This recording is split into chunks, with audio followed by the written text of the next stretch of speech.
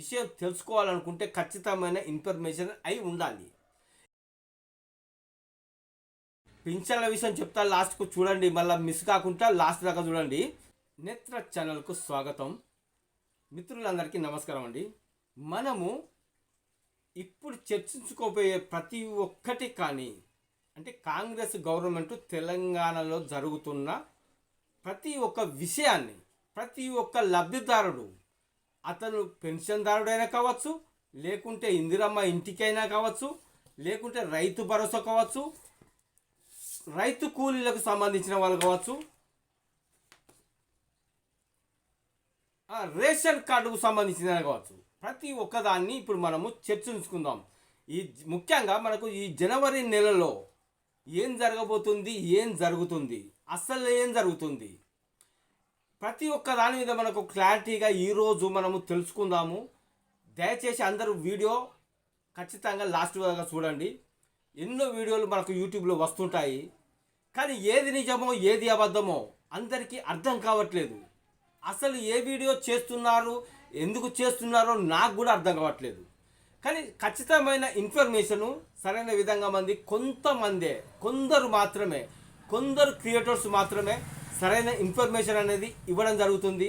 చాలా మటుకు అన్ని ఫేక్ వీడియోలు చేస్తూ, ఫేక్ థంబ్నెయిల్స్ పెడుతూ ప్రజలను ఇబ్బందికరానికి, అంటే వాళ్ళకు సరైన సమాధానం ఇవ్వకుండా, అసలు వాళ్ళకు ఎటువంటి ఇన్ఫర్మేషన్ లేకుండా ఏదో వీడియో చేసి పెడదాము అనే విధంగా రోజొక వీడియో చేస్తూ ప్రజలను తప్పుదారి పట్టిస్తున్నారనేది మనకు తెలిసిన ఇన్ఫర్మేషన్ ప్రకారంగా మీ ముందుకు రావడం అంటూ జరిగిందండి. ఖచ్చితంగా ఈ వీడియోను లాస్ట్ దాకా చూడండి, ఖచ్చితంగా సబ్స్క్రైబ్ చేసుకోండి, అలాగే లైక్ చేయండి, గంట సింబల్ నొక్కండి. ఎందుకంటే మనం ఒకటి విషయం తెలుసుకోవాలనుకుంటే ఖచ్చితమైన ఇన్ఫర్మేషన్ అయి ఉండాలి. ఏదో మనం వీడియో చూస్తున్నామా లేదు, మీకు చెప్తున్నాను, ఖచ్చితంగా సరైన ఇన్ఫర్మేషను నాకు గవర్నమెంట్ నుంచి వెళ్ళి అందిన ఇన్ఫర్మేషన్ ప్రకారం ఇప్పటి నుంచి ఉగాది వరకు చెప్పబోతున్నాను, మీరు చూడండి. ఇదే విషయం మీద మనం చర్చించుకుందాము, ఎక్కడ స్క్రిప్ట్ చేయకుండా చూడండి. ఇప్పుడు మనకు ప్రస్తుతము ఒకటి ఇందిరమ్మ ఇంటి గురించి వ్యవహారం అనేది నడుస్తుంది. దానికి సర్వే చేస్తున్నారు. దాదాపు 80-90% వరకు సర్వే పూర్తయింది. ఈ పూర్తయ్యే దశలోనే మళ్ళీ దశ కింద, అంటే మీకు అర్థం కాకపోవచ్చు, క్లారిటీగా చెప్తున్నాను. సర్వే అవుతుంది, కానీ మొదటి నుంచి సర్వే అవుతున్న దాన్నే రెండో దశ కింద మళ్ళీ గవర్నమెంటు సర్వే చేయడానికి ఉన్నతాధికారులు రాబోతున్నారు. ఇది నేను ఎవరు అనేది ఇవన్నీ చెప్పను, ఖచ్చితంగా జరగబోయేది ఇదే మాత్రం జరుగుతుంది. సర్వే అయిన వారికి రెండో దశ కింద, అంటే ఇప్పుడు మొదటి దఫా కింద సర్వే చేయడానికి వచ్చారు కదా, వాళ్ళు సరైన విధంగా వచ్చారా, సరైన రీతిలో సర్వే చేశారా, లేకుంటే అక్రమార్కులను కూడా ఎన్నుకొని ఈ సర్వేలో భాగంగా వాళ్లకు ఈ ఇందిరమ్మ ఇండ్లు వచ్చే అవకాశాన్ని వీళ్ళు కల్పించారా, ఇది ఉన్నతాధికారులు మళ్ళీ రీసర్వే చేయనున్నారు. అసలైన లబ్ధిదారులు ఎవరు, వీళ్ళు ఫస్ట్ సర్వేలో వచ్చిన వారు సరైన లబ్ధిదారును ఎంచుకొని సరైన విధంగా సర్వే చేశారా లేదా, లేకుంటే ఏమన్నా తప్పులు దొర్లాయా, అక్రమంగా ఎవరినైనా ఈ సర్వేలో భాగంగా ఎవరినైనా ఇందిరమ్మ ఇంటికి సంబంధించి వాళ్ళను లబ్ధిదారుల కింద చేర్చారా అనేది ఈ రెండో సర్వే కింద అసలైన అధికారులు రాబోతున్నారు.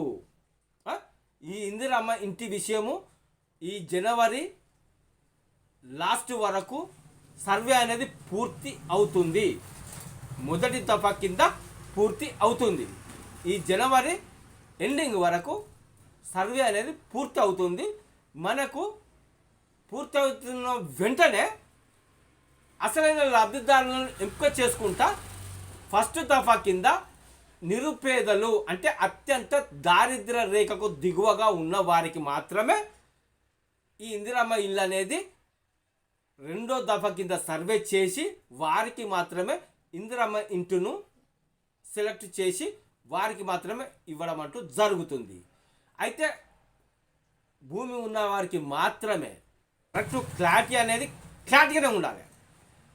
ఇందులో భూమి లేని వారు ఉంటారు, అంటే ఇల్లు కట్టుకోవడానికి సరైన విధంగా స్థలం లేని వారు ఉంటారు.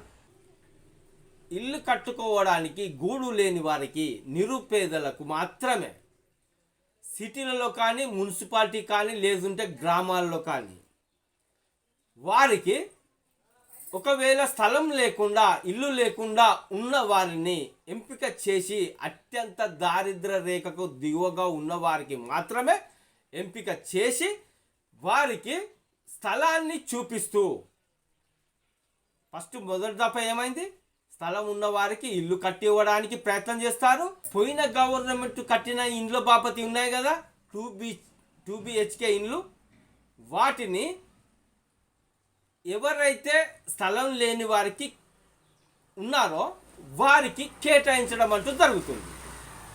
ఇలా కేటాయిస్తూనే రెండో దశ కింద ఆల్రెడీ గవర్నమెంట్ నుంచి కొన్ని గృహాలు కట్టి ఉన్నాయి, అంటే వాటిని ఇవ్వడానికి సిద్ధంగా గవర్నమెంట్ సిద్ధంగా ఉన్నది.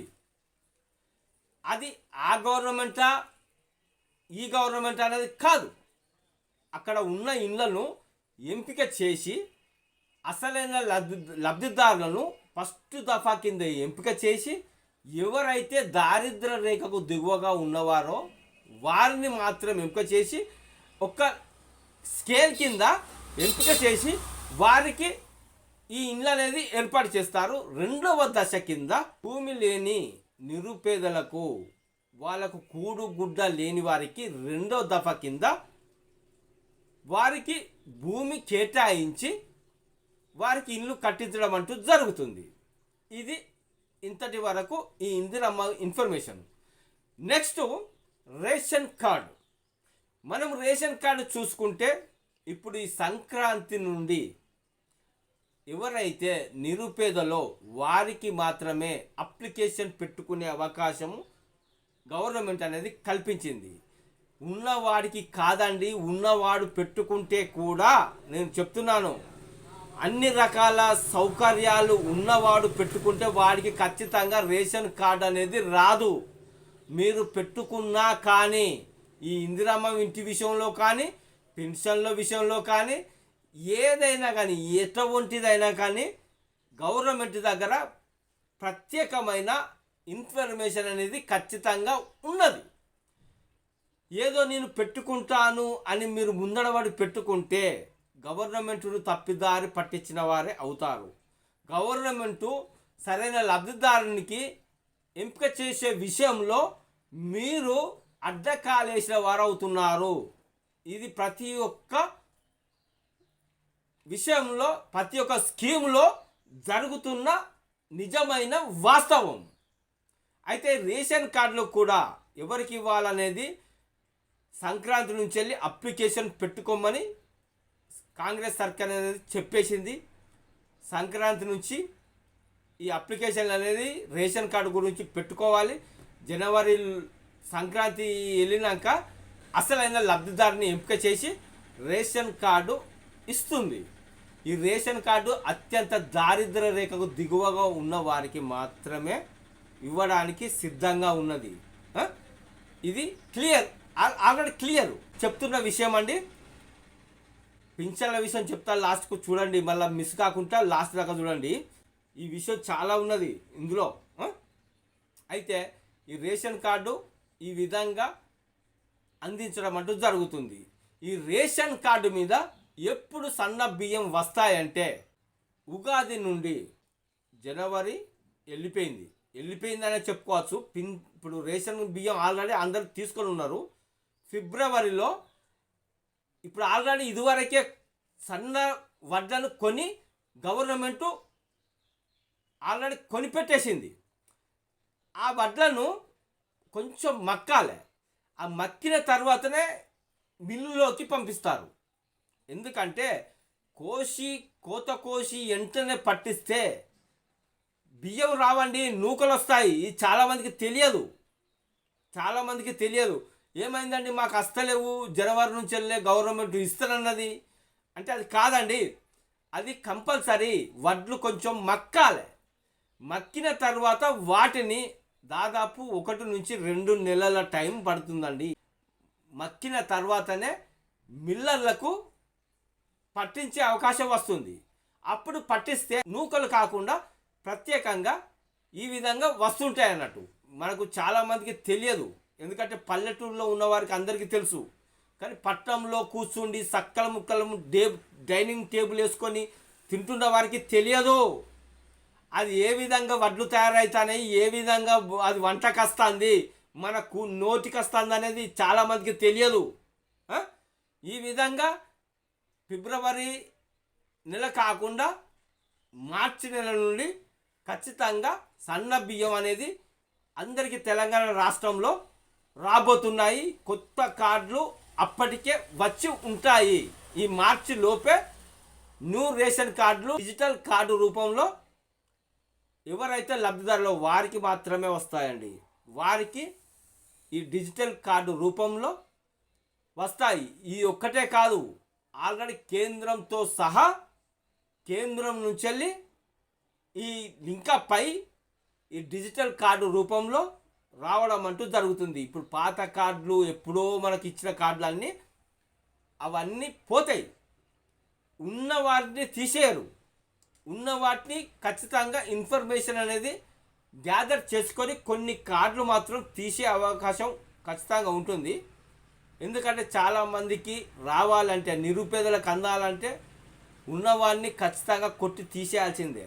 అది వాస్తవము. గవర్నమెంట్ తీసుకున్న నిర్ణయం కూడా అదే నిర్ణయం మీద గవర్నమెంట్ కూడా నిర్ణయం అనేది తీసుకొని ఉన్నది.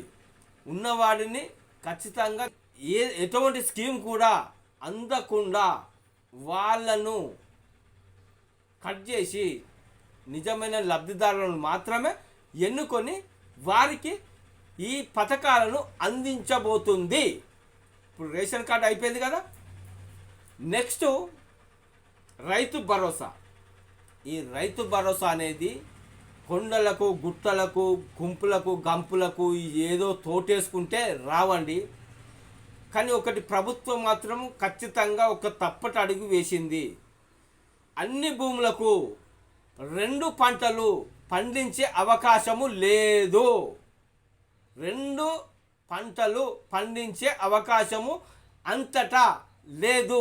నీటి సౌకర్యం ఉన్న కాడ 2 పంటలు పండించే అవకాశం ఉన్నది, కానీ అంతటా 2 పంటలు పండించే అవకాశము లేదు.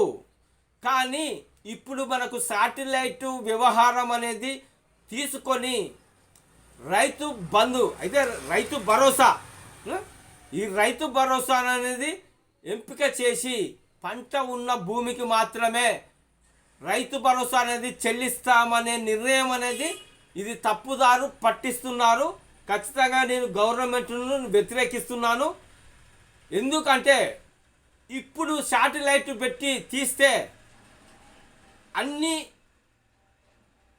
భూముల్లో పంట వేసి ఉండదు కాక ఉండదు.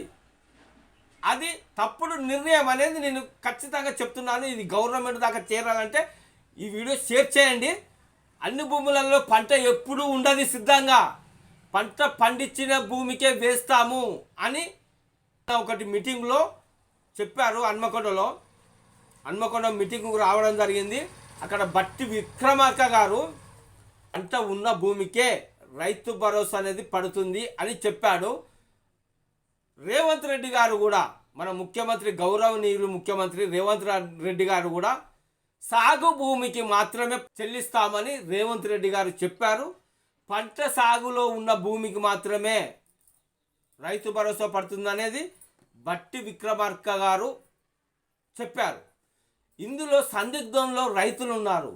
ఇది చాలా ఇన్ఫర్మేషన్ అనేది ఖచ్చితంగా గ్యాదర్ చేసుకుంటే, సరైన ఇన్ఫర్మేషన్ రాకుండా ప్రజలకు తిప్పలయ్యే విషయం అనేది ఇప్పుడు మనకు అర్థమవుతుంది. ఇప్పుడు అన్ని విషయాలలో పంటలు అనేది ఖచ్చితంగా అన్ని భూముల్లో ఉన్నాయి.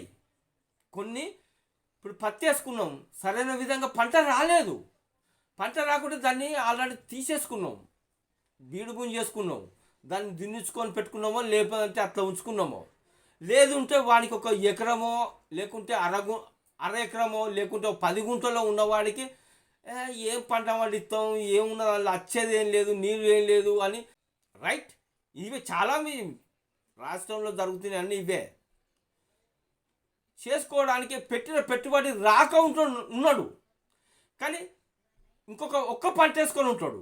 ఒక వానకాలం పంట ఏదో బబ్బెరో గిబ్బెరో ఏదో వేసుకుంటాడు, ఆ పంట తీసుకుంటాడు, అమ్మిన పైసలు సొమ్ము చేసుకుంటాడు, తెచ్చిన కాన్నో ఇచ్చిన కాన్నో కట్టుకుంటాడు, రూపాయి ఎత్త మిగిలింది తింటాడు. కానీ ఇప్పుడు శాటిలైట్ ద్వారా అధికారులు వచ్చిన విధంగా అక్కడ పంట కనబడది. మరి వారికి రైతు భరోసా అందుతుందా లేదా అనేది సందిగ్ధంలో ప్రజలు కొట్టుమిట్టాడుతున్నారు. ఇది చాలా దుర్మార్గమైనది విషయం అనేది తెలుస్తుంది. ఖచ్చితంగా ఇలాంటి విషయాలను గవర్నమెంట్ ఆలోచించి సరైన నిర్ణయం తీసుకోవాలి. సరైన నిర్ణయం తీసుకుంటేనే ప్రతిదీ మనకు రైతుకు అనేది, ఖచ్చితంగా రైతు బాగుంటేనే దేశం బాగుంటుంది. రైతు కోల్పోతే అసలు ఏం తినడానికి ఇవ్వడు. సాఫ్ట్వేర్ కానీ, ఎంత పెద్ద అధికారులు కానీ, లక్షల జీతం తీసుకుంటున్న ప్రతి ఒక్కరు కానీ బుక్కడు మెతుకు ఉంటేనే వాడు బ్రతకగలుగుతాడు, ఆ ₹1,00,000 సంపాదించుకోగలుగుతాడు. ఇది ఎవరైనా, నువ్వైనా నేనైనా ఎవరైనా కానీ పట్టడు అన్నం లేనిది రేపు పొద్దుగాల అట్కినే మనిషి ఏం ఏం పని చేస్తాడు, చేయడు. ఇది ఒకటి అయిపోయింది కదా. ఇక మనం పింఛన్ల విషయానికి వస్తే చాలామంది ఎదురు చూస్తున్న విషయం మీకు చెప్పబోతున్నాను. ఇది ఖచ్చితంగా అందరూ వినాలి. ఈ పింఛన్ల గురించి ఈ వీడియో లాస్ట్లో ఎందుకు చెప్తున్నానంటే, ఈ పెన్షన్ల గురించి ఇప్పుడు మన సర్కారు సరైన విధంగా ముందుకు వెళ్ళడానికి సిద్ధపడ్డది కాబట్టి ఈ పెన్షన్లను కాస్త పక్కకు పెట్టిందనే విషయం మనకు క్లుప్తంగా అర్థమైంది. ఎందు విషయంలో అంటే, నేను ఖచ్చితంగా సర్కారు పొరపాటును మీ అందరికీ వివరించడానికే మేము ముందుకొచ్చాను. రైతు భరోసా కానీ, ఈ ఇందిరమ్మ ఇంటి విషయంలో కానీ, మరే ఇతర పథకం కానీ, రైతు కూలీలకు కానీ, రైతు కూలీలకు ఆల్రెడీ రైతు భరోసా కింద పడ్డట్టే రైతు కూలీలను వాళ్ళకు జాబ్ కార్డు ఉంటుంది కదా. ఇప్పుడు మన గ్రామాలలో రైతు కూలీలకు ఆల్రెడీ జాబ్ కార్డు ఉంటుంది. గవర్నమెంట్ 100 రోజుల పని అనేది ఉంటుంది కదా. ఆ విషయం కిందనే వాళ్ళని ఎంపిక చేసి వాళ్ళకు రైతు కూలీల కింద వేస్తారు. నా కొత్త పథకంతో సంబంధం లేదు, కానీ చెప్పేది చెప్తున్నా నేను. ఆ పథకం ఏందో ఏం పథకమో కానీ మనకు అవసరం లేదు. కానీ నిజం అనేది ఇది ఆల్రెడీ పడుతుంది. కొందరికి ఎట్లా పడదంటే, వాళ్ళు ఆ కార్డు కలిగి ఉండి కూడా హాజరు కాకుండా, ఇప్పుడు మనకు ఉంటుంది కదా సంవత్సరానికి ఒకసారి అది లెడ్జర్ ఉంటుంది కదా, ప్రతి ఒక్క గ్రామంలో గ్రామ కార్యాలయంలో ఉంటుంది. దాన్ని ఆధారంగా చేసుకొని వాళ్ళు ఇన్ఫర్మేషన్ అనేది తీసుకొని వారికి మాత్రమే హాజరై ఉండి మాత్రమే వాళ్ళకు మాత్రమే అనేది పడుతుందండి. ఇప్పుడు మనకి ఎందుకు పడదు? నాకు జాబ్ కార్డు ఉన్నది కదా. నువ్వు జాబ్ కార్డు అట్టిగా పుట్టించుకోలే, అట్టిగా సంబురానికి నీకు డబ్బులు తీసుకోవడానికి మాత్రమే పుట్టించుకున్నావు. నువ్వు సరైన విధంగా పని చేయడానికో, ₹10 సంపాదించుకొని ఆ పని చేసిన దాంట్లో 100-200 అస్తి గడిపి నేను తింటే బతుకుతాను చేయాలి. చేసినోనికే వస్తుంది. నువ్వు జాబ్ కార్డు పుట్టించుకొని ఆ మాత్రము ఎంత మాత్రము ఆ పనిలోకి వెళ్ళకుండా పిల్లలు తిప్పుకుంటా తిరిగినోడికి ఎందుకు ఇస్తారండి? వాడికి అన్నీ ఉన్నాయి, కానీ ఏదో విషయం ఉన్నది. ఆ దుర్మార్గంగా పుట్టించుకున్న జాబ్ కార్డులు కూడా చాలా ఉన్నాయి. వాళ్ళకి ఎట్లేస్తుంది ఇప్పుడు ఈ విధంగా నువ్వు పనిలోకి వెళ్ళి ఆ ఫలితాన్ని చేసి ఆ ఫలితాన్ని అనుభవించి ఉన్నవారికి ఖచ్చితంగా లిస్ట్ అనేది ప్రతి ఒక్క గ్రామంలో ఉంటుంది. వారికి మాత్రమే ఈ ₹12,000 సంవత్సరానికి సంబంధించి ₹6,000 జనవరి 26వ తారీఖు నాడు పడతాయి అనేది నేను చెప్పట్లేదు. ఎందుకంటే అసలు కాంగ్రెస్ ఉంటుందా, రేవంత్ ఉంటాడా అనే విషయం కూడా మనకు తెలుస్తలేదు. నిజం అనేది మనకు తెలియట్లేదు. ఎందుకంటే రేపు ఏం జరుగుతుందో మనకు తెలియట్లేదు. ఉన్న వాస్తవం చెప్పిన సర్కారు చెప్పిన విషయం మీకు చెప్తున్నాను. అంతేకాని మరి రేపటి వరకే ఏం కావాల్సినో తెలియదు. అసలు రేవంత్ ముఖ్యమంత్రి ఉండొచ్చునో లేకపోతే పీక్కొని పోవచ్చునో తెలియదు. ఎందుకంటే కొత్త ముఖ్యమంత్రి కూడా రావచ్చు, మనం ఏం చెప్పలేము. ఎందుకంటే ఆ విధంగా ఉన్నది గవర్నమెంటు. నేను ఎవరి మీద కామెంట్ చేయట్లేదు, ముఖ్యమంత్రి అంటే గౌరవమే. కానీ చేసే పద్ధతిలో చాలా చాలా తెలంగాణలో నేను మరొక మాట చెప్తున్నా, తెలంగాణలోనే కాదు ఢిల్లీ దాకా పాకిన విషయం ఏంటో చెప్పాలా నేను. ఈ రైతు భరోసా కింద 15,000 రూపాయలు ఇస్తానన్న ముఖ్యమంత్రి ఓట్లేయించుకొని అంటే మొన్నటి కేబినెట్ మీటింగ్లో 12,000 రూపాయలకు కుదించి ఇవ్వడం ఏంటని ఏఐసిసి కార్యాలయం ముంగట మన ఇందిరమ్మ కాంగ్రెస్ స్థాపించింది వాళ్ళే కదా, ఆ కార్యాలయం ముంగట రేవంత్ గురించి మొత్తం పోస్టర్లు వేసి పెట్టారు. అంటే నీ విషయము, నీ పాలన, నీ పలుకుబడి సర్వనాశనం చేసిండ్లు అంటే వాళ్ళు చేయలేదు, మీకు మీరే చేసుకున్నారు. అంటే నీ సరైన విధమైన పాలన అనేది ప్రజలలో కనబడలేదు. ఎందుకు కనబడలేదు? నువ్వు చెయ్యలేదు కాబట్టి. మీరు చెయ్యలేదు. మీరు సరైన విధంగా పాలన చేయలేకుంటేనే ఇలాంటి అనేది అక్కడి దాకా చేరినాయి. రైతు భరోసాతోటి అత్యంత కుట్రపూరితమైన విషయం జరిగిందనే విషయం ఖచ్చితంగా నిజం. రాహుల్ను తీసుకొచ్చి వరంగల్ డిక్లరేషన్ సభలో ఖచ్చితంగా 4,000 పెన్షన్ 6,000 చేస్తాం, 2,000 పెన్షన్ 4,000 చేస్తాం, రైతు భరోసా కింద పడుతున్న ఈ 5,000 రూపాయలను 7,500 రూపాయలకు చేసి 2 దఫాల కింద ఏడాదికి 15,000 రూపాయలు మేము అప్పచెప్తామని వరంగల్ డిక్లరేషన్ సభలో చెప్పిన మాట వాస్తవం కాదా? రేవంత్ను ఈ విధంగా గవర్నమెంట్ మీద నిలబెడితే ఢిల్లీ పాలకులను తీసుకొచ్చి తెలంగాణ ప్రజలను మభ్యపెట్టడానికో వాళ్ళని పిచ్చి వాళ్ళు అనుకోవడానికో, మరి తెలంగాణ ప్రజలంటే వాళ్ళకి ఏమి తెలియదు, జ్ఞానం లేదు అని అనుకుంటున్నారా? ఇదే మోసం జరుగుతుంది తెలంగాణలో. రేపచ్చే స్థానిక ఎన్నికలలో ఖచ్చితంగా మీరు సరైన డెసిషన్ తీసుకోవాల్సి, ప్రజలారా ఖచ్చితంగా సరైన డెసిషన్ అనేది తీసుకోవాలి. ఒక్క మనిషి వచ్చి ఇంతమందిని పరిశాన్ చేసి, ఇంతమందిని హౌలగాలం చేసి, హౌలగాలమే రైతులం, నేను రైతే నువ్వు రైతువే, ఇంతమందిని హౌలగాలం చేసి ఒక వ్యక్తి, మనం పిచ్చోళ్ళమా? జనాలను పిచ్చోళ్ళమా? మనం ఏమిటికి అక్కర్రామా? ఈ తెలంగాణను భ్రష్టు పట్టించడానికి వచ్చిన అధికారంలోకి అని ఖచ్చితంగా తెలంగాణ ప్రతి ఒక్క బిడ్డ ఆలోచించాలి. ఇది సరైన నిర్ణయము, సరైన వాక్కు. అయితే ఇది ఇట్లా ఉండని పెన్షన్ గురించి మనం తీసుకుంటే, ఉగాది నుంచి పెన్షన్ తీసుకునే దాని మీద ఒక డెసిషన్ తీసుకునే అవకాశం గవర్నమెంట్లో ఉన్నట్టు అనేది తెలుస్తుంది. ఈ పెన్షన్ల పెంపుదల అనేది ఉగాది నుండి పెంచి ఇచ్చే, అంటే మార్చి ఏప్రిల్ ఆ మధ్యలో ఈ పెన్షన్ అనేది, ఎందుకంటే అప్పటికే ఆల్రెడీ 2 సంవత్సరాలు ఇప్పుడు గడుస్తూనే ఉన్నాయి. మీకు తెలియదు, జమిలీ ఎన్నికలు ఉన్నాయి, ఆల్రెడీ బిల్లు పాస్ అయింది. ఈ ముఖ్యమంత్రి కాదు, అసలు పార్టీలే మొత్తం చేంజ్ అయ్యే కథ ఉంటుంది. పార్టీలు మొత్తం చేంజ్ అయిపోతాయి. ఏ నాయకుడు ఎటు పోతాడో తెలియదు, ఏ నాయకుడు అధికారంలో ఉంటుందో తెలియదు. ఇది 5 ఏళ్ల పాలన అనేది ఖచ్చితంగా ఉండదు. 5 ఏళ్ల పాలన కాదు, జమిలీ ఎన్నికలు అనేది రాబోతున్నాయి. ఖచ్చితంగా నరేంద్ర మోడీ ఆధ్వర్యంలో ఈ విషయం ఆల్రెడీ క్లియర్ కట్గా ఆల్రెడీ తెలిసిపోయింది, అయిపోయింది. ఎవడు అవునన్నా కాదన్నా జమిలీ ఎన్నికలు జరుగుతాయి. దాని ప్రకారంగా ఎమ్మెల్యే కానీ, ఎంపీ కానీ, సర్పంచ్ ఎవరైనా కానీ అక్రమంగా దూసుకెళ్దామంటే ఇక కలవది.